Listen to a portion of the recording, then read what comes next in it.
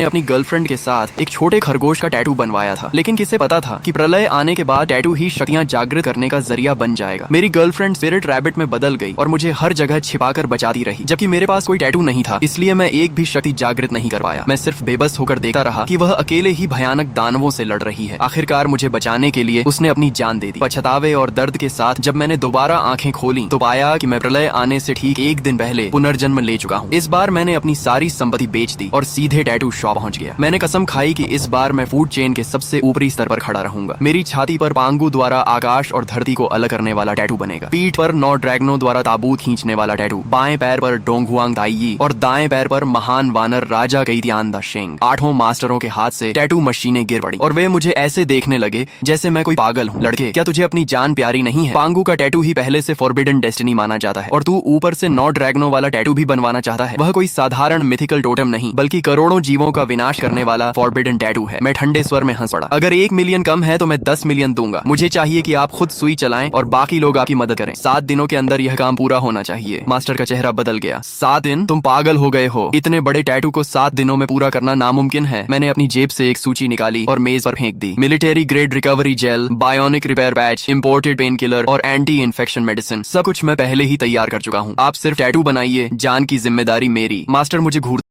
Cheng शीनी की आंखें सिकुड़ गईं। उसे समझ नहीं आया कि मैं क्या कह रहा हूँ, लेकिन मुझे पिछला जीवन याद था। उस जीवन में मुझे बचाने की कोशिश करते हुए वो एक म्यूटेटेड दैत्य के घोंसले तक घसीटी गई थी। जब मैं उसे ढूंढ पाया तब तक उसके चेहरे पर सिर्फ खून से सनी आधी मुस्कान बची थी। इस बार मैं उसे हर कीमत पर बचाऊंगा। बूढ़े मास्टर ने कार्ड उठाया और पूछा, ठीक है, तुम्हारा क्या? मैंने अपनी शर्ट उतार दी और अपना मजबूत शरीर दिखाते हुए एक एक शब्द में कहा। मेरी छाती पर पेंगू ओपनिंग द हेवन, पीठ पर 9 ड्रैगन्स पुलिंग द कॉफिन और पैर पर Great Sage Equal to Heaven. बूढ़े के हाथ से टैटू मशीन गिर पड़ी। उसने मुझे ऐसे देखा जैसे मैं कोई पागल हूँ। लड़के, क्या तुम मरना चाहते हो? पेंगू क्रिएशन ऑफ द वर्ल्ड पहले ही एक निषिद्ध भाग्य पैटर्न है और ऊपर से 9 ड्रैगन्स पुलिंग द कॉफिन भी। वो कोई साधारण पौराणिक टोटेम नहीं है। वो एक अभिशप्त और अशुभ पैटर्न है जो सभी जीवित प्राणियों का विनाश करता है। मैं हंस पड़ा। 1 मिलियन कम है? मैं तुम्हें 10 मिलियन दूंगा। टैटू तुम खुद बनाओगे, बाकी लोग सिर्फ मदद करेंगे। 7 दिनों के अंदर सब पूरा होना चाहिए। बूढ़े का चेहरा बदल गया। 7 दिन? तुम सच में पागल हो? इतने बड़े क्षेत्र पर 7 दिन लगातार काम करना असंभव है। मैंने जेब से एक सूची निकालकर मेज पर फेंक दी। Military fast healing gel, biomimetic repair patches, imported pain killers, anti infective drugs, सब तैयार है। तुम्हें सिर्फ लाइनें बनानी है, बाकी दर्द मैं खुद सहूंगा। बूढ़ा मुझे घूरता रहा। पूरे 30 सेकंड तक कमरे में सन्नाटा छाया रहा। आखिरकार वह झुककर टैटू मशीन उठाने लगा। उसकी भारी आवाज गूंजी। ठीक है, पूरी जिंदगी टैटू बनाए हैं, लेकिन तुम जैसा पागल कभी नहीं देखा। ये काम मैं लेता हूँ। 3 दिन बाद जैंगू सिटी के बाहरी पहाड़ों की गहराई में मौजूद ब्लैकस्टोन नाम के छोड़े गए भूमिगत बेस में, जो ऊपर से कोल्ड वॉर के दौर का एयर रेड शेल्टर था और बाद में गंभीर अपराधियों की जेल में बदल दिया गया था, मैं खड़ा था। लेकिन मैं इसकी असली पहचान जानता था। यह पुराने युग का एक सील किया हुआ अंडरग्राउंड कमांड पोस्ट था। इसकी मुख्य संरचना, एनर्जी वेल्स, वेंटिलेशन डक्ट्स और वाटर स्टोरेज सिस्टम अब भी पूरी तरह सुरक्षित थे। मैं कोई नई इमारत नहीं बना रहा था। मेरा लक्ष्य था इसे दोबारा चालू करना, मजबूत बनाना और इसमें आधुनिक फायर पावर सिस्टम जोड़ना। इन 3 दिनों में मैं सिर्फ एक बार ब्लैक मार्केट बेस आया था, कॉन्ट्रैक्ट साइन किया, संरचना की जांच की, एनर्जी वेल्स और वेंटिलेशन सिस्टम्स की पुष्टि की और बाकी सब वकीलों व निर्माण टीम पर छोड़ दिया।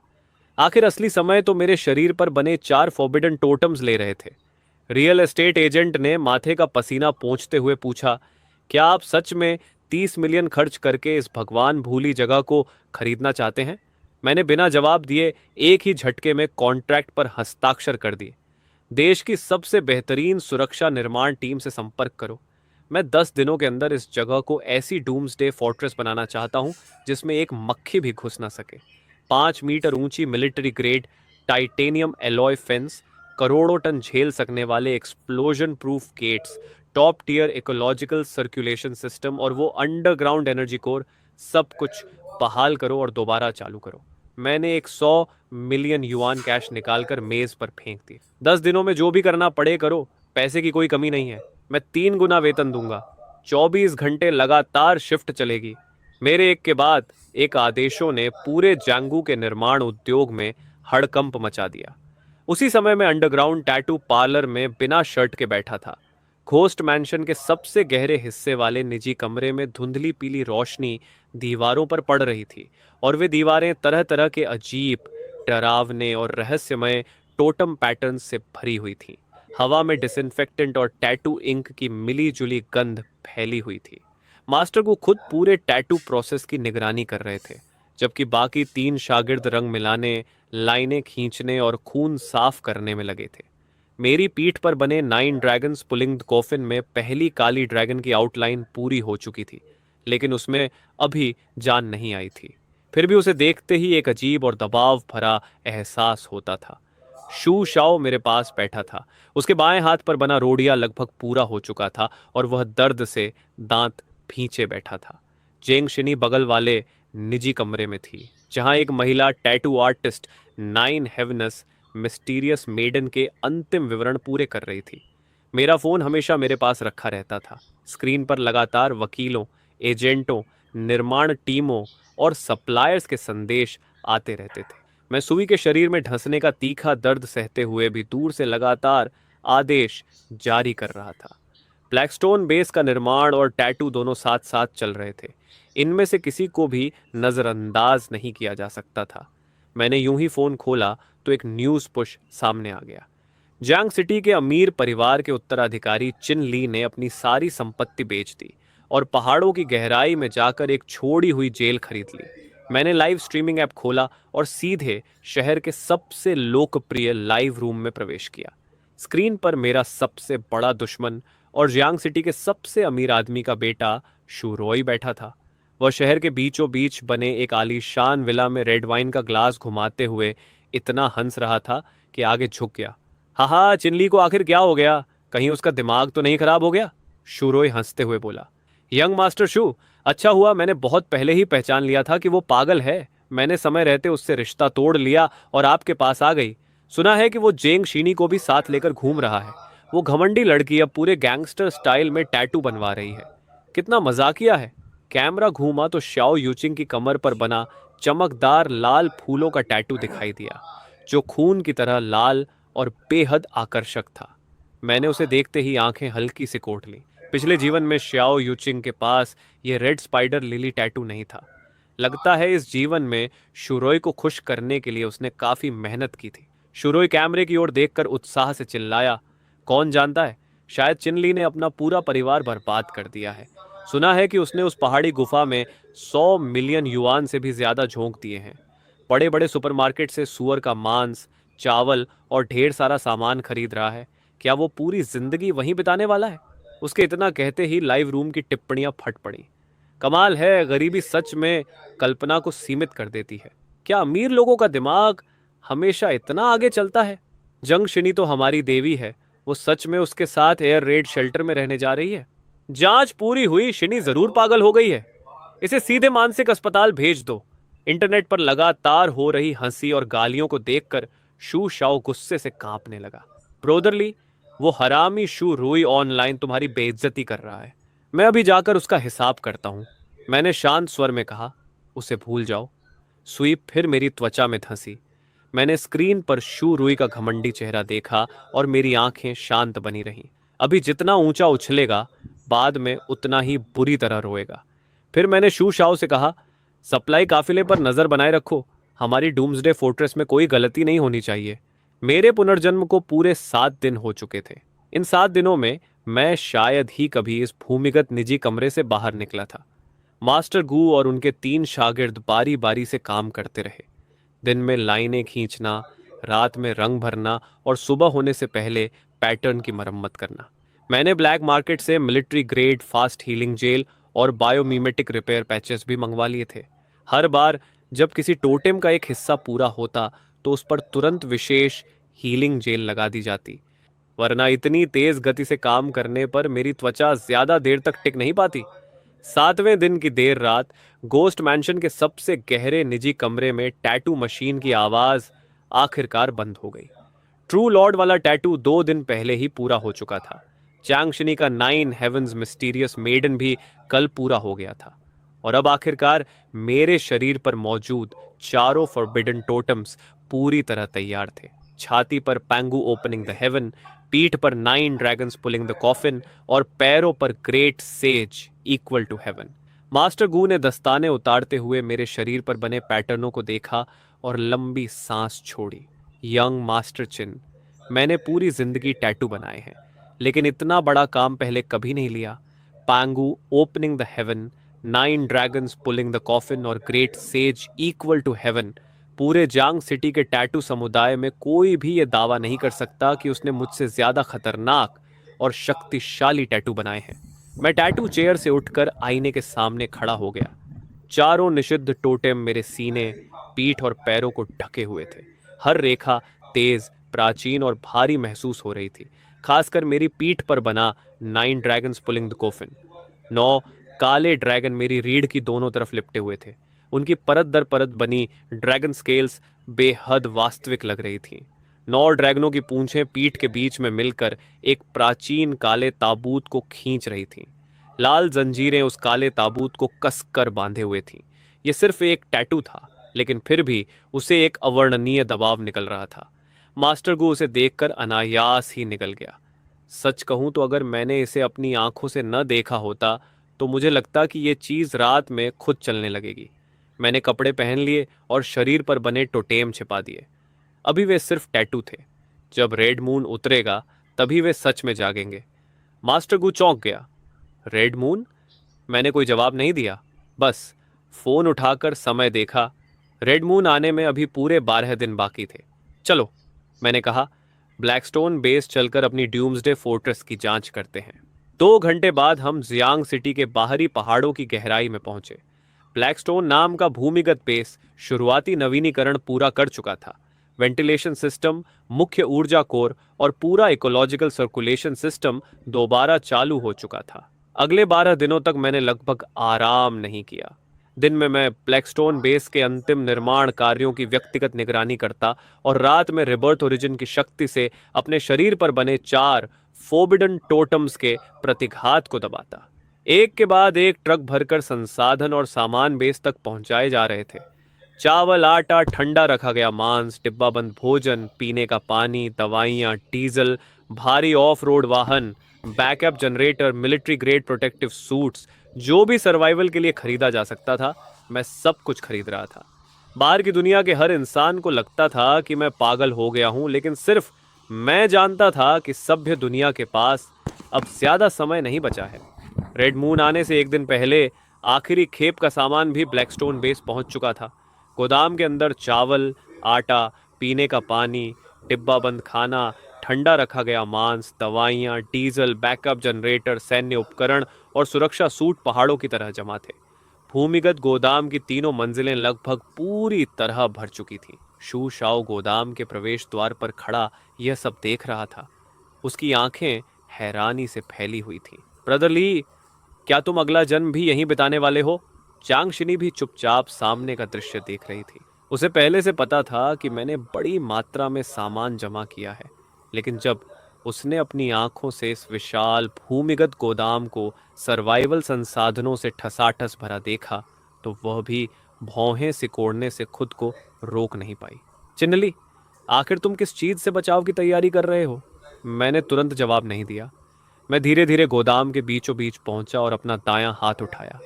अगले ही पल सिर्फ एक विचार के साथ हमारी आंखों के सामने मौजूद 3 मंजिला ऊंचाई तक भरे हुए हजारों टन सामान पल भर में गायब हो गए। जो भूमिगत गोदाम अभी कुछ सेकंड पहले लगभग पूरा भरा हुआ था, वह एक झटके में खाली हो गया। जमीन पर सिर्फ भारी सामान के निशान बचे थे और हवा में डीजल वनाज की हल्की गंध तैर रही थी। शू शाओ वहीं पत्थर की तरह जम गया। उसने पहले पलकें झपकाईं, फिर अपनी आंखें रगड़ी। उसके बाद वह पागलों की तरह गोदाम के बीच भागा और खाली जगह के 3 चक्कर लगाए।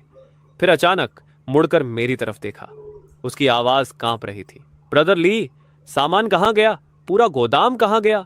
मैंने बस एक बार आंख झपकी और हजारों टन सामान गायब हो गया। नहीं, ऐसा हो ही नहीं सकता। तुम जादू कर रहे हो क्या? चेंग शीनी की प्रतिक्रिया शू शाओ जितनी नाटकीय नहीं थी, लेकिन उसकी हमेशा शांत और साफ नजरों में भी अब स्थिरता नहीं बची थी। वह धीरे धीरे मेरे पास आई और मेरे दाएं हाथ को घूरने लगी। ब्रदर ली, तुम्हारे साथ आखिर हुआ क्या है? मैं कुछ पल चुप रहा। अब उनसे कुछ छिपाने का कोई मतलब नहीं था। रेड मून उतरने में 24 घंटे से भी कम समय बचा था। उन्हें सच जानना ही होगा। मैंने धीरे धीरे कहा, यह हाफ लाइफ स्पेस है। मेरे अंदर हुए कुछ खास बदलावों से जुड़ा हुआ है। पुनर्जन्म वाली बात मैंने अब भी नहीं बताई। ऐसा नहीं था कि मैं उन पर भरोसा नहीं करता था, लेकिन अभी बहुत ज्यादा सच बता देने से सिर्फ उनका मानसिक बोझ पड़ता। मैंने आगे कहा, तुम्हें सिर्फ इतना जानने की जरूरत है कि इस स्पेस में बड़ी मात्रा में सामान रखा जा सकता है और इसके अंदर समय लगभग रुक जाता है। खाना खराब नहीं होगा, दवाइयों का असर खत्म नहीं होगा, हथियार और क्रिस्टल कोर्स भी लंबे समय तक सुरक्षित रहेंगे। शूशाओ का मुंह खुला का खुला रह गया। तो इसीलिए तुमने इतना सामान जमा किया था? गोदाम में रखने के लिए नहीं, बल्कि अपने साथ ले जाने के लिए? उसने घबरा कर पूछा। आखिर कल रात क्या होने वाला है जिसे तुम हमसे छिपा रहे हो? मैंने गहरी सांस ली। कल आधी रात को रेड मून आएगा। आसमान में मौजूद चांद खून जैसा लाल हो जाएगा। उसी क्षण धरती के नीचे से काला धुंध निकलेगा और पूरी दुनिया में फैल जाएगा। सभी जानवर और पौधे बेकाबू म्यूटेशन से गुजरेंगे। बिल्लियां और कुत्ते इंसान खाने वाले राक्षस बन जाएंगे। पौधे जीवित इंसानों को निगलना शुरू कर देंगे। कुछ ही घंटों में शहरों की व्यवस्था टूट जाएगी और एक ही रात में मानव सभ्यता ढह जाएगी। पूरा गोदाम मौत जैसी खामोशी में डूब गया। शू शाओ के होंठ हिले, लेकिन इस बार उसने मजाक नहीं किया। उसकी सामान्य समझ पहले ही हजारों टन सामान को गायब होते देख टूट चुकी थी। जेंग शिनी ने भी बहस नहीं की। वह सिर्फ मुझे घूरती रही। सबूत? उसने शांत आवाज में पूछा। मैंने कहा, जो तुमने अभी देखा वो सिर्फ कई सबूतों में से एक है, और तुम्हारे शरीर पर बने टैटू भी उनमें शामिल हैं। चेंग शिनी अचानक कुछ समझ गई। मैंने आगे कहा, रेड मून की ऊर्जा इंसानों के शरीर पर बने टैटू को सक्रिय कर देगी और उन्हें असली टोटेम धर्म में बदल देगी। साधारण टैटू सिर्फ शरीर को मजबूत करेंगे। बीस्ट पैटर्न वाले टैटू बीस्ट ट्रांसफॉर्मेशन क्षमता देंगे। मिथोलॉजिकल टोटेम्स असली धर्म फॉर्म जगा सकते हैं। जितना पुराना और पूर्ण टोटेम होगा, जितनी ज्यादा किस्मत और शक्ति वह अपने भीतर लेकर चलेगा, जागने के बाद उतना ही ज्यादा भयानक होगा। शू शाओ ने अपने हाथ की तरफ देखा। तो तुमने मुझे नेजा और एयरलांग शेन का टैटू इसलिए बनवाया ताकि मैं जिंदा रह सकूं? मैंने सिर हिलाया। नेजा और एयरलांग शेन दोनों टॉप टियर माइथोलॉजिकल टोटम्स हैं। अगर तुम रेड मून अवेकनिंग को झेल गए तो ज्यादातर अवेकनर्स से कहीं ज्यादा ताकतवर बन जाओगे। फिर मैंने जेंग शिनी की तरफ देखा। और तुम्हारा 9 हेवंस मिस्टीरियस मैडन हमला, रक्षा, शुद्धिकरण और बैटलफील्ड कोऑर्डिनेशन को एक साथ जोड़ने वाला बेहद उच्च स्तर का टोटेम है। प्रलय में जहरीले प्रदूषण, मानसिक प्रदूषण और साइकिक बीस्ट्स लगातार बढ़ेंगे। तुम्हारा टोटेम बेहद महत्वपूर्ण होगा।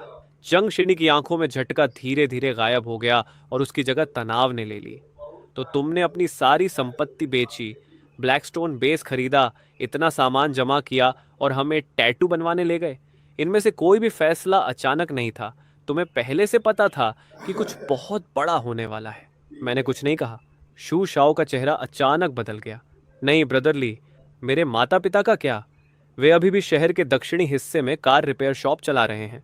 मैंने शांत स्वर में जवाब दिया। चिंता मत करो, मैंने पहले ही किसी को उन्हें लेने भेज दिया है। क्या? मैंने उसे काफिले द्वारा भेजी गई रियल टाइम तस्वीरें दिखाईं।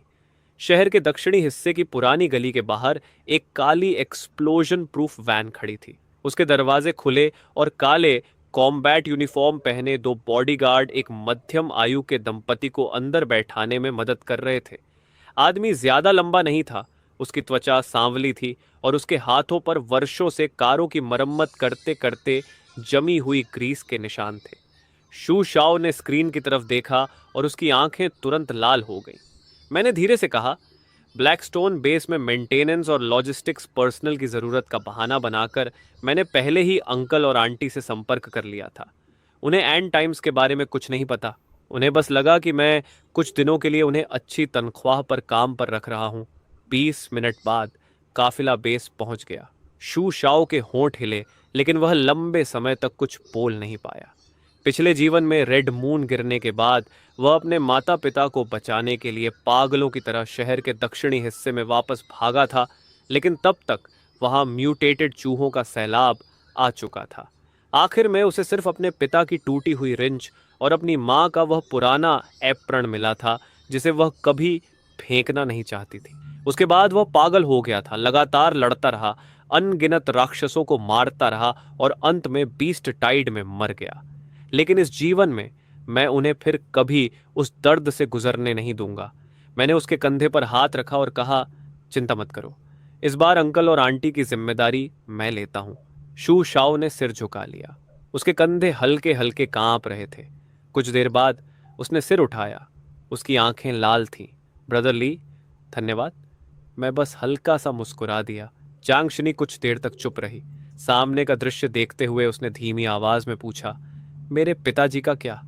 मैंने शांत स्वर में कहा, एकेडमिकियन जेंग अभी पूरी तरह सुरक्षित हैं। तुम जानती हो, तुम्हारे पिता Jian Chen Yuan Langor energy research institute के एकेडमिकियन हैं। आधा महीना पहले ही उन्हें सेना क्योटो के भूमिगत बेस में ले गई थी, जहां वे एक top level core energy project में हिस्सा ले रहे हैं। इस समय वह जगह पूरे ड्रैगन किंगडम की सबसे सुरक्षित जगहों में से एक है। फिर मैं कुछ पल रुका। जहां तक तुम्हारी माँ की बात है, जंगशिनी की माँ का देहांत बहुत पहले हो चुका था। ये उसके दिल का सबसे गहरा घाव था। उसने आगे कुछ नहीं पूछा, बस हल्के से सिर हिलाया। मैं समझ गई। मैंने दोनों की तरफ देखा और मेरी आवाज गंभीर हो गई। अब से ब्लैकस्टोन बेस पूरी तरह सील रहेगा। कोई भी बेस से बाहर नहीं जाएगा। शू शाओ ने गहरी सांस लेकर सिर हिलाया। जेंग शीनी ने भी धीरे से अपनी पीठ पर बने 9 हेवंस मिस्टीरियस मेडन टैटू को छुआ। मैंने बेस के बाहर फैली रात की ओर देखा। सब कुछ तैयार था, बस आखिरी क्षण का इंतजार बाकी था। अगली सुबह ब्लैकस्टोन बेस के भूमिगत रहने वाले क्षेत्र में शू शाओ के माता पिता को सबसे सुरक्षित रहने वाले केबिन में रखा जा चुका था। चू यंग ने अपनी जवानी में सेना में सेवा की थी। हालांकि उसे नहीं पता था कि क्या होने वाला है, लेकिन ब्लैकस्टोन बेस की सुरक्षा व्यवस्था देखकर सबसे पहले उसी को एहसास हुआ कि कुछ बहुत बड़ा होने वाला है। उसने कोई सवाल नहीं किया, बस शू शाओ के कंधे पर हाथ रखकर कहा, प्रेसिडेंट चिनली के साथ अच्छे से काम करना। शू शाओ की माँ पूरे समय रसोई में व्यस्त रहीं। उन्होंने जिद करके हम सबके लिए एक बड़ी कढ़ाई भरकर गर्मा गर्म पकौड़ियाँ बनाई। शू शाओ की आंखें खाते खाते लाल हो गईं, लेकिन उसके चेहरे पर मुस्कान थी। प्रलय आने से पहले घर का बना गर्म खाना खाना बहुत जल्द दुनिया के ज्यादातर लोगों के लिए एक सपना बनने वाला था। पिछली रात मैं आखिरी खेप का सामान भी हाफ लाइफ स्पेस में रख चुका था। ब्लैकस्टोन बेस का आखिरी 10 टन वजनी टाइटेनियम अलॉय गेट भी सुबह तड़के पूरी तरह बंद कर दिया गया था।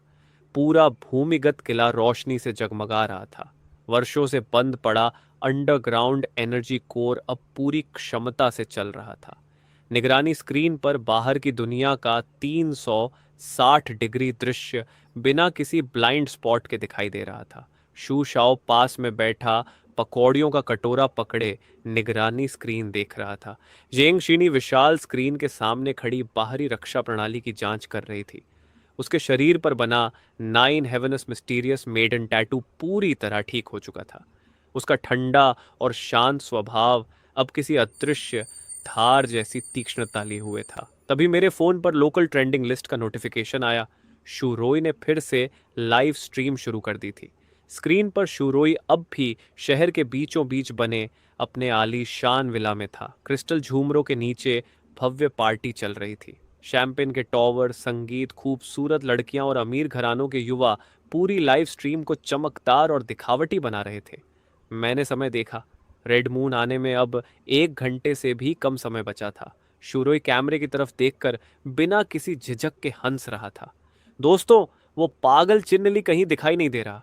शायद अभी भी किसी पहाड़ी एयर रेड शेल्टर में छिपा बैठा है।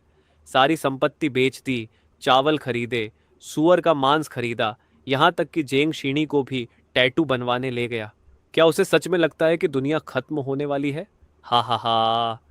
शाओ यूचिंग उसके सीने से लगकर हंस रही थी। यंग मास्टर शू, ऐसा मत कहिए।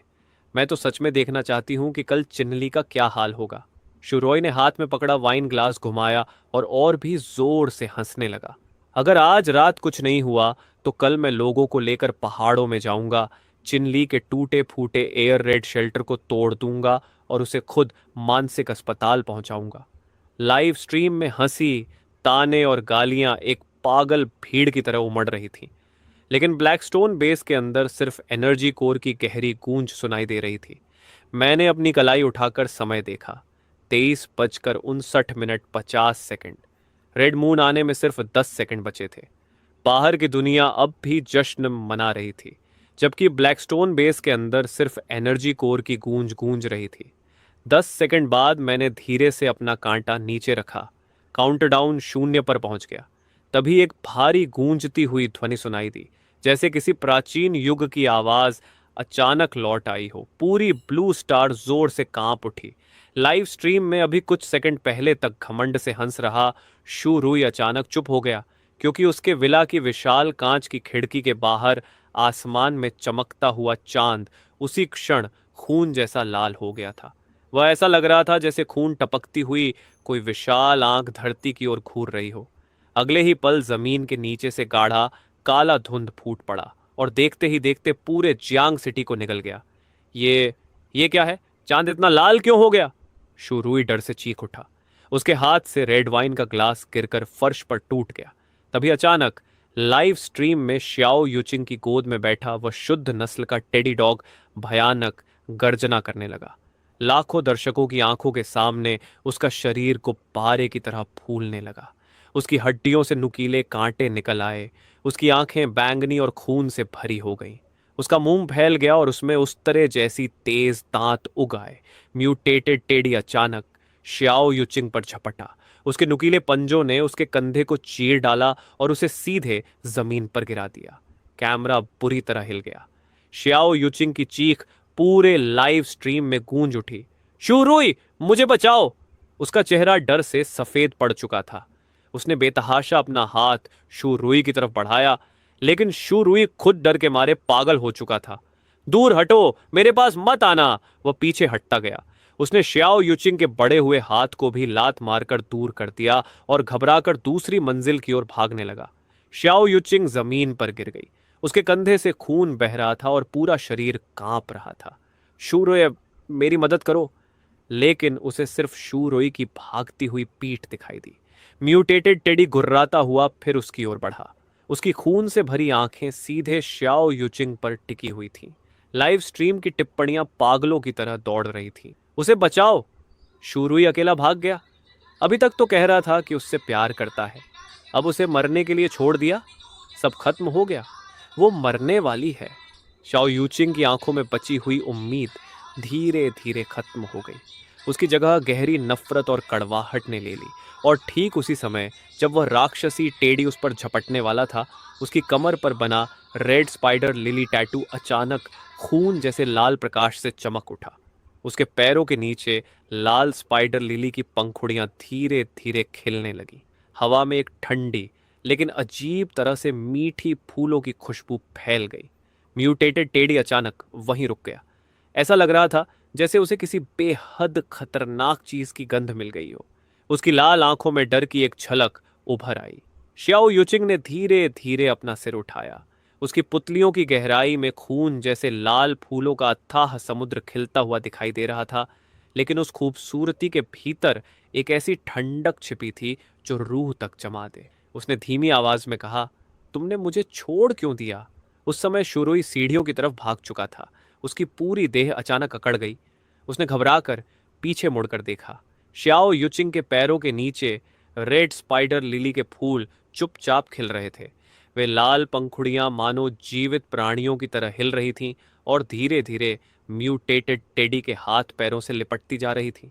कुछ ही पल पहले तक जो राक्षस बेहद खूंखार था, अब वह किसी डरावने सपने की तरह जमीन पर कांप रहा था। श्याओ युचिंग दीवार का सहारा लेकर धीरे धीरे खड़ी हुई। उसके कंधे का घाव लाल पैटर्नों से ढक गया था।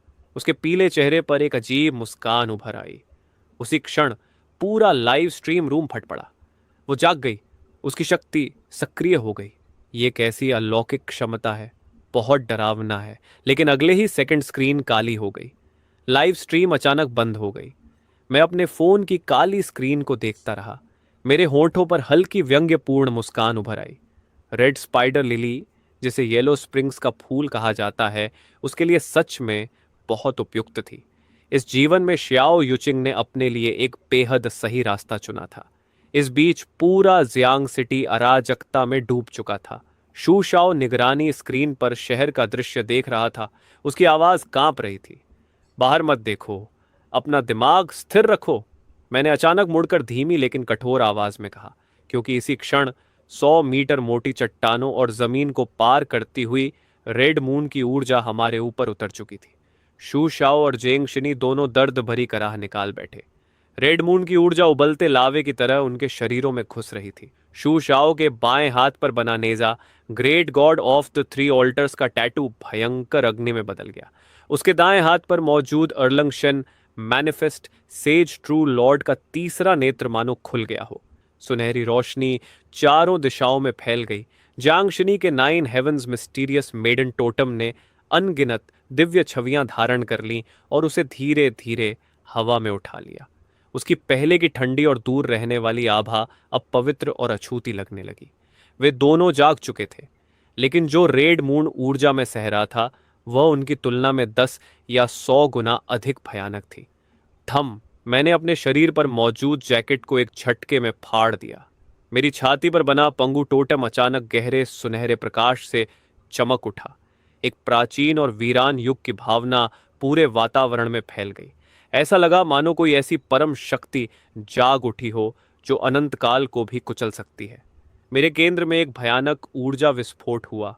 उसी समय मेरी पीठ में किसी चीज के फटने जैसी तीखी पीड़ा दौड़ गई। अगले ही पल एयर रेड शेल्टर की गहराइयों में एक साथ 9 गूंजती हुई ड्रैगन गर्जनाएं फूट पड़ी। मेरी पीठ पर बना 9 dragons pulling the coffin totem red moon की ऊर्जा से पूरी तरह जाग चुका था। मेरे पीछे धीरे धीरे 9 विशाल काले ड्रैगन की परछाइयां उभरने लगीं। उनकी विशाल स्केल्स ठंडी चमक बिखेर रही थीं। उनकी लाल आंखें एक साथ खुल गईं। वे अपने पीछे एक प्राचीन काला ताबूत खींच रहे थे जो हवा में तैर रहा था। ताबूत पर लिपटी लाल जंजीरें कसकर तनी हुई थीं। एक पल में ऐसा निषिद्ध दबाव पूरे भूमिगत किले में फैल गया जिसे शब्दों में बयान करना मुश्किल था। शू शाओ का चेहरा सफेद पड़ गया। वह कई कदम पीछे हट गया। जेंग शिनी के पीछे उभर रही 9 हेवंस मिस्टीरियस मैडन की दिव्य छाया भी हल्के से कांप उठी, जैसे उसे सहज रूप से खतरे का एहसास हो गया हो। उसी समय Great Sage Equal to Heaven की शक्ति भी जाग उठी। एक सुनहरी आकृति आकाश तक उठती हुई दिखाई दी। युद्ध की असीम शक्ति और ऐसा स्वर्णिम शरीर जो किसी भी तकनीक से नष्ट नहीं हो सकता था। इस क्षण मेरे चारों सर्वोच्च टोटम्स एक साथ सक्रिय हो गए थे, लेकिन मैंने तुरंत उन्हें एक दूसरे से टकराने से रोक दिया। ये चारों शक्तियां अभी बहुत अधिक ताकतवर थीं। मैं बिना कीमत चुकाए एक साथ सब कुछ इस्तेमाल नहीं कर सकता था। पैंगू मेरी मुख्य शक्ति थी। 9 ड्रैगन्स पुलिंग द कॉफिन दमन की शक्ति थी। Great Sage Equal to Heaven युद्ध का प्रतीक था। हर बार मैं इनमें से केवल एक शक्ति को पूरी तरह सक्रिय कर सकता था। तभी एयर रेड शेल्टर के बाहर लगे टाइटेनियम अलॉय गेट पर भयंकर टक्कर की आवाज गूंजी। निगरानी स्क्रीन पर पहाड़ों के भीतर मौजूद म्यूटेटेड जंगली सुअर और दूसरे म्यूटेंट जानवर पागलों की तरह दरवाजे पर हमला कर रहे थे। वे जीवित इंसानों की गंध सूंघ चुके थे। ब्रदर ली, पहाड़ों के म्यूटेटेड जानवर यहां पहुंच गए हैं। शूशाओ ने एयरलांग शेन की शक्ति से बनी 3 नोक वाली दिव्य भाला कसकर पकड़ ली। उसकी आंखों में युद्ध की आग जल रही थी। मैंने अपनी गर्दन घुमाई। मेरी हड्डियों से गड़गड़ाहट जैसी आवाज निकली। चलो बाहर चलते हैं, थोड़ा शरीर गर्म कर लेते हैं। देखते हैं ये तथाकथित प्रलय के जानवर हमारे लिए खाने के साथ परोसे जाने वाले स्नैक्स बनने के लायक भी हैं या नहीं। एयर रेड शेल्टर के बाहर काला धुंध फैला हुआ था। दर्जनों म्यूटेटेड जानवर टाइटेनियम अलॉय की दीवारों से टकरा रहे थे। सबसे आगे एक 3 मीटर लंबा म्यूटेटेड जंगली सुअर था, जिसके पूरे शरीर पर काली स्केल्स उगी हुई थीं। हर टक्कर से जमीन कांप रही थी। एयर रेड शेल्टर का साइड गेट धीरे धीरे खुला। मैं बिना शर्ट पहने लंबे कदमों से बाहर निकला। मेरे पीछे शू शाओ और जेंग शिनी थे। जैसे ही म्यूटेटेड जानवरों ने ताज़ा खून और मांस की गंध महसूस की, वे सब एक साथ रुक गए। फिर उनकी लाल आंखें हमारी तरफ मुड़ गईं। म्यूटेटेड वाइल्ड बियर किंग ने जोरदार गर्जना की। उसके चारों पैर बिजली की तरह दौड़े और वह भारी टैंक की तरह मेरी तरफ टूट पड़ा। ब्रदर ली, सावधान, ये लेवल 1 पीक बीस्ट किंग है। शू शो स्वाभाविक रूप से आगे बढ़ना चाहता था, लेकिन मैंने ठंडे स्वर में सिर्फ 2 शब्द कहे, वहीं रुको। मैं अपनी जगह से हिला तक नहीं, न बचा न पीछे हटा। ठीक उसी क्षण जब उसके भाले जैसे दांत मेरी छाती को भेदने वाले थे, मैंने हरकत की। कोई शानदार तकनीक नहीं, कोई जटिल चाल नहीं। मैंने सिर्फ अपना दायां हाथ उठाया और मुट्ठी बांध ली। मेरी छाती में पंगु टोटम चमक उठा। गहरे सुनहरे प्रकाश में एक धुंधली प्राचीन दैत्याकार आकृति मेरी मुट्ठी पर आकर जमा हो गई। मैंने एक मुक्का मारा, धम। भयानक शक्ति ने हवा को चरम सीमा तक दबा दिया। एक तेज सोनिक बूम फूटा। मेरी मुट्ठी सीधे वाइल्ड बोर किंग की खोपड़ी पर पड़ी। एक भारी धमाका हुआ। भीतर तक घुस जाने वाली शक्ति ने उसकी खोपड़ी चीर दी और उसके शरीर की सारी जीवन शक्ति को एक ही झटके में नष्ट कर दिया। कई टन वजनी वह बीस्ट किंग चीखने का मौका भी नहीं पा सका। उसका विशाल शरीर मेरे पैरों के सामने कीचड़ की तरह ढह गया। एक ही मुक्के में लेवल 1 पीक बीस्ट किंग का अंत हो गया। उसी समय मेरी पीठ के पीछे फिर 9 गहरी ड्रैगन गर्जनाएं गूंज उठीं। 9 ड्रैगन्स पुलिंग द कोफिन का दिव्य रूप मेरे पीछे प्रकट हो गया। 9 काले ड्रैगनों ने धीरे धीरे अपनी आंखें खोली। उनकी लाल आंखें चमक रही थीं और वे उस प्राचीन काले ताबूत को खींचते हुए आगे बढ़ रहे थे। 9 ड्रैगन्स, इन्हें दबा दो। मेरी आवाज गूंजते ही धमाकेदार कंपन फैल गया। मेरे पीछे मौजूद काले ताबूत की छाया हल्के से कांपी। ऐसा लगा जैसे किसी अथाह खाई की गहराई से कोई निषिद्ध शक्ति जाग उठी हो। अगले ही पल पूरा जंगल उस भयानक दबाव से ढक गया। उन निम्न स्तरीय म्यूटेटेड जानवरों को विरोध करने का मौका तक नहीं मिला। वे सीधे जमीन पर दबा दिए गए। उनकी हड्डियों से लगातार चटकने की आवाजें आने लगीं, क्योंकि उनके शरीर उस दबाव का भार सह नहीं पा रहे थे। सिर्फ 10 सेकंड के भीतर हजारों म्यूटेटेड जानवर पूरी तरह खत्म हो गए। शू शाओ अवाक रह गया। ब्रोदली, ये तो हद से ज्यादा है। चेंग शिनी भी मेरे पीछे खड़ी थी। उसकी ठंडी आंखों में भी गहरा झटका साफ दिखाई दे रहा था। मैंने कोई जवाब नहीं दिया। मैं सीधे मरे हुए म्यूटेटेड वाइल्ड बियर किंग के पास गया और उसका सिर चीर दिया। उसके भीतर से अंगूठे जितना बड़ा, हल्की लाल चमक छोड़ता हुआ एक क्रिस्टल कोर निकला। मैंने उसे अपनी हथेली में उठा लिया। यही तो प्रलय की सबसे महत्वपूर्ण हार्ड करेंसी थी। मेरे होंठों पर हल्की मुस्कान आ गई। प्रलय का पहला खजाना आखिर हाथ लग ही गया। मैंने क्रिस्टल कोर को हाफ लाइफ स्पेस में रख दिया। जैसे ही क्रिस्टल कोर अंदर गया, मैंने साफ महसूस किया कि हाफ लाइफ स्पेस हल्का सा कांपा। उसका विस्तार बहुत मामूली था, लेकिन वह वास्तव में थोड़ा बड़ा हो गया था। पिछले जीवन में इंसानों ने जल्दी ही पता लगा लिया था कि क्रिस्टल कोर न सिर्फ अवेकनर्स की ताकत बढ़ाते हैं, बल्कि स्पेस टोटम्स, मैजिक चेस्ट्स, हथियारों, उपकरणों और कई विशेष कार्यों को सक्रिय करने के लिए भी इस्तेमाल होते हैं। बाद के प्रलय काल में तो उन्होंने सोने और मुद्रा की जगह ले ली थी और दुनिया की एकमात्र सार्वभौमिक व्यापारिक मुद्रा बन गए थे। मैंने शू शाओ की तरफ देखा। इन सभी जानवरों के क्रिस्टल कोर निकालो और मांस भी बर्बाद मत करना। शुद्ध करने के बाद उसे स्टोर किया जा सकता है। ठीक है। शू शाओ तुरंत उत्साहित हो गया। तभी पहाड़ी रास्ते की दिशा से अचानक अफरा तफरी और मदद के लिए चीखने की आवाजें आने लगीं। बचाओ, हमें बचाओ! मैंने नजर उठाई। लगभग दर्जन भर लोग बुरी हालत में भागते हुए एयर रेड शेल्टर की तरफ आ रहे थे। उनके पीछे चीते जितनी बड़ी कई म्यूटेटेड ब्लड ब्लेड मैंटाइज उनका पीछा कर रही थी। मैंने आंखें सिकोड़ ली। सबसे आगे भाग रहा आदमी मुझे तुरंत पहचान में आ गया। वह लियू पांजी था, जो पहले ब्लैकस्टोन बेस के बाहरी निर्माण कार्य का फोरमैन था। पिछले जीवन में जब मैं बर्बाद हो चुका था, तो इसी आदमी ने मुझे और नीचे धकेला था। उसने अपनी जान बचाने के लिए मुझे जानवरों के सामने चारे की तरह छोड़ दिया था। बचाओ, जल्दी अंदर आने दो। हम सब जियांग सिटी के ही लोग हैं। तुम हमें मरने के लिए नहीं छोड़ सकते। लियू पांजी चीख रहा था। मैं वहीं खड़ा उसे ठंडे भाव से देखता रहा। मेरी आंखों में बर्फ जैसी ठंडक थी। पिछले जीवन में जब तुमने मुझे मौत के मुंह में धकेला था, तब तुम्हें याद नहीं आया कि हम सब एक ही शहर के लोग हैं। लियो पांगजी एक पल के लिए जड़ हो गया। वह मेरी बात नहीं समझ पाया, लेकिन मेरी आंखों का भाव पड़ गया। वह किसी को बचाने वाली नजर नहीं थी, वह नजर किसी मृत व्यक्ति को देखने वाली थी। मैंने धीरे से अपना दायां हाथ उठाया। मेरा एयर रेड शेल्टर कूड़ा स्वीकार नहीं करता। इतना कहकर मैंने उंगलियां चटका दी। अगले ही पल एयर रेड शेल्टर के चारों ओर लगी टाइटेनियम अलॉय दीवारों से भयानक हाई वोल्टेज बिजली फूट पड़ी।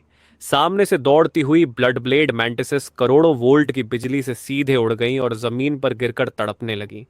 बीस्ट, मैं गलत था, सच में गलत था। लियो पांजी डर से चीख उठा, लेकिन मैंने उसकी तरफ दोबारा देखा तक नहीं। मैं निर्दोष लोगों को मारने की पहल नहीं करता, लेकिन दुश्मनों को बचाने भी नहीं जाता। जो मुझे मारना चाहता है वह आखिरकार मारा ही जाएगा। मैं मुड़ा और एयर रेड शेल्टर के अंदर वापस चला गया। भारी टाइटेनियम अलॉय गेट धीरे धीरे बंद हो गया। बाहर की चीखें जल्द ही काले धुंध में खो गईं। रेड मून आने के तीसरे दिन तक बाहरी दुनिया पूरी तरह जीवित नरक बन चुकी थी। शहर का केंद्र टूटे वाहनों और खंडहरों से भरा पड़ा था। आवारा बिल्लियां और कुत्ते अब बाघों जितने विशाल हो चुके थे। वे झुंड बनाकर सड़कों पर बचे हुए इंसानों का शिकार कर रहे थे। लेकिन ब्लैकस्टोन एयर रेड शेल्टर के अंदर अलग ही दुनिया थी। ताज़ा बीफ हॉट पॉट की खुशबू पूरे कमरे में फैली हुई थी। शू शाओ का मुंह तेल से चमक रहा था। वह खुशी से बोला, ब्रदर ली, अगर प्रलय में हर दिन ऐसा ही खाना मिले तो मुझे नहीं लगता कि ये इतनी बुरी चीज़ है। जेंग शिनी ने उसे एक ठंडी नज़र से देखा। ज़रा बाहर जाकर कोशिश करो। शू शाओ तुरंत चुप हो गया। मैं सोफे पर पीछे टिककर बैठा था, हाथ में ठंडी बियर थी। तभी अचानक तीखा अलार्म बज उठा। वार्निंग, पेरीमीटर लाइन पर बड़ी संख्या में हीट सोर्सेज की पहचान हुई है। मैंने आराम से विशाल निगरानी स्क्रीन खोल दी। स्क्रीन पर एयर रेड शेल्टर से लगभग 1 किलोमीटर दूर पहाड़ी रास्ते पर सैकड़ों लोग हमारी तरफ बढ़ते दिखाई दिए। उनकी संख्या कम से कम 5 से 600 थी। उनके हाथों में माचेटे, स्टील पाइप और यहां तक कि कई लोगों के पास ऑटोमेटिक राइफलें भी थीं। सबसे आगे एक विशालकाय आदमी चल रहा था। उसका ऊपरी शरीर नंगा था और पूरे शरीर पर खून जैसे लाल रंग का विशाल ब्लड पाइथन टैटू लिपटा हुआ था। लॉन्ग वू, ऑनरा ड्रैगन सोसाइटी का नेता। पिछले जीवन में इसी आदमी ने अपने S rank blood Python totem के सहारे प्रलय के शुरुआती दौर में अत्याचार मचाया था।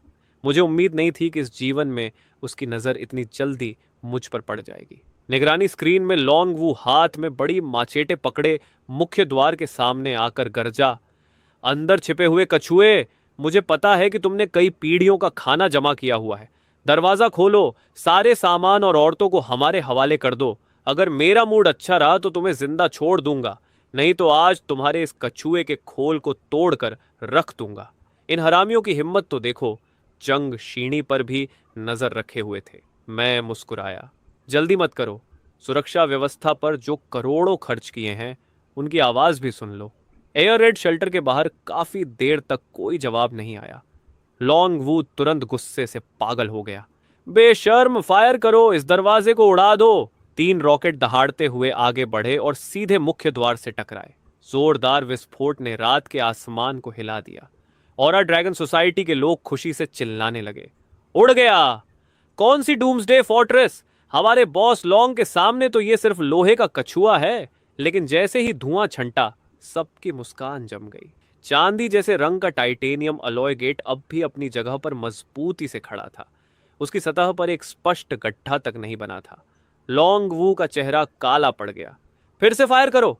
तभी दीवार के ऊपर लगा धातु कवच दोनों तरफ खिसक गया। अगले ही पल छिपे हुए हिस्सों से 12 6 नली वाले गैटलिंग हेवी मशीन गन्स धीरे धीरे बाहर निकल आए। उनके काले मुंह सीधे नीचे खड़ी भीड़ पर लॉक हो गए। निगरानी कक्ष में बैठा मैं वाइन ग्लास हाथ में लिए शांत स्वर में बोला, बाहरी प्रसारण चालू करो। अगले ही पल स्पीकरों से ठंडी आवाज गूंज उठी, यह ब्लैकस्टोन बेस है, निजी क्षेत्र, तुरंत यहां से चले जाओ, अन्यथा परिणामों की पूरी जिम्मेदारी तुम्हारी होगी। हा हा हा, प्राइवेट टेरिटरी, अब भी नियमों की बात कर रहा है। लॉन्ग वू पागलों की तरह हंस रहा था। मैंने अपना ग्लास नीचे रखा और शांत स्वर में कहा, उन्हें पूरा स्वाद चखा दो। अगले ही पल ट्रटट 12 गैटलिंग गन्स ने एक साथ आग उगलना शुरू कर दिया। बड़े कैलिबर की आर्मर पियर्सिंग गोलियां मिलकर एक ऐसी धातु की आंधी बन गई जिसे कोई पार नहीं कर सकता था। पूरी पहाड़ी सड़क आग की रोशनी से जगमगा उठी। और ड्रैगन सोसाइटी के गुंडे झुंड के झुंड गिरने लगे। सिर्फ आधे मिनट के भीतर हर तरफ चीखें और कराहें गूंजने लगी। 200 से ज्यादा गुंडे वहीं लड़ने लायक नहीं बचे। बाकी लोग डर के मारे पीछे भागने लगे। मैं निगरानी कक्ष में बिना किसी भाव के यह सब देख रहा था। प्रलय के समय कुछ लोग बचाए जाने के योग्य नहीं होते। मैंने सीज फायर का बटन दबा दिया। ब्लैकस्टोन बेस के बाहर जो ऑनरा ड्रैगन सोसाइटी कुछ देर पहले 500 से 600 लोगों के साथ आई थी, अब उसकी आधी से भी कम संख्या बची थी। हरामजादे, मैं तुझे जिंदा खाल उतार दूंगा। लॉन्ग वू खून से लथपथ खड़ा हुआ। उसके पूरे शरीर पर खून जैसी लाल स्केल्स उभर आई थी। S rank blood Python awakener होने के कारण उसकी जीवन शक्ति और रक्षा क्षमता बेहद मजबूत थी। सामान्य हथियार उसे आसानी से नहीं मार सकते थे। पांचों एलिमेंटल अवेकनर्स, मेरे लिए सुरंग खोदो। आज अगर अंदर वाले को नहीं मारा तो मैं इंसान नहीं। उसके कई अधीनस्थ, जिनके पास मोल रैट जैसे भूमिगत खोदने वाले टोटम्स थे, तुरंत जमीन में सुरंग बनाने लगे। मैंने निगरानी स्क्रीन को ठंडी नजरों से देखा। मूर्ख, मैं खड़ा हो गया। शू शाओ जांगशनी, घर की रक्षा करना। मैं बाहर का कचरा साफ करके आता हूं। भारी टाइटेनियम अलॉय गेट धीरे धीरे खुला और मैं अकेला बाहर निकल गया। लॉन्ग वू ने मुझे देखते ही व्यंग्य से हंसा। आखिर बाहर आने की हिम्मत कर ही ली। भाइयों, इसे टुकड़े टुकड़े कर दो। 200 से ज्यादा बचे हुए गुंडे तुरंत हथियार उठाकर मेरी तरफ दौड़ पड़े। मैं अपनी जगह से हिला तक नहीं। धीरे धीरे मैंने अपना बायां पैर आगे बढ़ाया। मेरे बाएं पैर पर बना ईस्टर्न एम्परर तई टोटम अचानक गहरे सुनहरे प्रकाश से चमक उठा। ऐसा लगा जैसे पूरी दुनिया को जला देने वाली गर्मी मेरे शरीर से निकल रही हो। ट्रू फायर सोल जाग उठा। मैंने अपना पैर जमीन पर पटका। थम। सुनहरी आग का समुद्र चारों तरफ फैल गया। सबसे आगे दौड़ रहे दर्जनों लोग उसी क्षण जलते हुए उड़ गए। जैसे ही वे सुनहरी आग को छूते, उनके शरीर पीछे फेंक दिए जाते। जमीन काली पड़ गई। स्टील के हथियार पिघलकर लाल लोहे में बदल गए। इतनी भयानक गर्मी थी कि कोई भी मेरे पास तक नहीं पहुंच पाया। सिर्फ एक बार में 200 से ज्यादा हमलावरों का हौसला टूट गया। अब पूरे मैदान में सिर्फ लॉन्गवू खड़ा रह गया था। उसके पैर कांप रहे थे। वह धड़ाम से घुटनों पर गिर पड़ा। तो तुम आखिर हो क्या, कोई इंसान या राक्षस? मैं उसकी तरफ कदम दर कदम बढ़ता गया। अब डर रहा है? बहुत देर हो चुकी है। लॉन्गवू जमीन पर घुटनों के बल बैठा मुझे करीब आते देख रहा था। उसकी मानसिक रक्षा पूरी तरह टूट चुकी थी। लेकिन अचानक उसकी आंखों में पागलपन चमका। असंभव! मैं इस रैंक अवेगनर हूं। मैं तुमसे हार नहीं सकता। उसने अपनी जीभ का सिरा काट लिया और खून की एक धार अपने सीने पर बने ब्लड पाइथन टोटम पर उगल दी। Roar roar! एक अमानवीय गर्जना के साथ उसका शरीर विकृत होने लगा। उसकी हड्डियां तेजी से फैलने लगीं। त्वचा पर मोटी स्केल्स उग आईं। कुछ ही पलों में वह 20 मीटर से भी लंबा, पानी की टंकी जितना मोटा एक भयानक ब्लड पाइथन बन चुका था। उसका टोटम पूरी तरह जाग चुका था। मैं तुम्हें निगल जाऊंगा। ब्लड पाइथन ने अपना विशाल मुंह खोला। उसका मुंह इतना बड़ा था कि एक छोटी कार को भी निगल सकता था। वह सीधे मेरी तरफ झपटा। खून की दुर्गंध भरी हवा मेरे चेहरे से टकराई। उसने रास्ते के पत्थर और मलबा तक निगल लिया। मैंने तिरस्कार से हंसते हुए कहा, सिर्फ बड़ा हो जाने से कुछ नहीं होता। तभी मेरा दायां पैर आगे बढ़ा। Great Sage Equal to Heaven का टोटम सुनहरी रोशनी से चमक उठा। एक ऐसी विद्रोही और सर्वशक्तिमान युद्ध भावना फूट पड़ी जो आकाश और धरती को चुनौती दे सकती थी। अगले ही पल मेरा पूरा शरीर सुनहरी रोशनी से ढक गया। मेरी हड्डियां गरजने लगीं, खून उबलने लगा। मेरे पीछे सुनहरे कवच पहने एक विशाल दिव्य छाया प्रकट हुई। उसके सिर पर Phoenix winged purple gold crown था। जब उसकी सुनहरी आंखें खुलीं तो ऐसा लगा जैसे आसमान में फैला काला धुंध भी चीर दिया गया हो। ब्लड पाइथन मुझ पर झपटा, लेकिन मैं पीछे नहीं हटा। मैं तोप के गोले की तरह आगे बढ़ा। थम! मैंने सीधे उसके जबड़े पर पैर रख दिया और उसके विशाल सिर को जबरदस्ती जमीन पर दबा दिया। ब्लड पाइथन दर्द से चीख उठा। उसका विशाल शरीर बेकाबू होकर मचलने लगा। वह मुझे झटक कर फेंकना चाहता था, लेकिन मैं उसके सिर पर ऐसे खड़ा था जैसे किसी पर्वत की चोटी पर खड़ा हूं। उसके लिए मुझे हिलाना भी असंभव था। ब्लड पाइथन गुस्से में पागल हो गया। उसकी विशाल पूंछ मेरी तरफ झपटी। रास्ते में आने वाले पेड़ और चट्टानें टूटती चली गईं। मैंने अपना दायां हाथ उठाया। मेरे पीछे मौजूद Great Sage Equal to Heaven की दिव्य छाया ने भी हाथ उठाया। शून्य में धीरे धीरे एक लंबा सुनहरा स्टाफ बनने लगा। उस पर बने प्राचीन चिन्ह चमकने लगे। जैसे ही मेरी उंगलियों ने उस सुनहरे स्टाफ को पकड़ा, एक असीम युद्ध भावना मेरे शरीर के हर हिस्से में भर गई। अब मेरी बारी है। मैंने स्टाफ को घुमाया। सुनहरे स्टाफ की विशाल छाया ब्लड पाइथन की पूंछ से टकराई। तम, हवा फट गई। शॉकवेव तूफान की तरह पूरे जंगल में फैल गई। ब्लड पाइथन की विशाल पूंछ की स्केल्स चूर चूर हो गईं और उसका पूरा शरीर हवा में उछलकर दूर जा गिरा। पहली बार उसकी आंखों में असली डर दिखाई दिया। नहीं, मैं एस रैंक ब्लड पाइथन हूं। तुम मुझे कैसे दबा सकते हो? मैं उसके ऊपर खड़ा उसे ठंडी नजरों से देख रहा था। जिसे तुम एस रैंक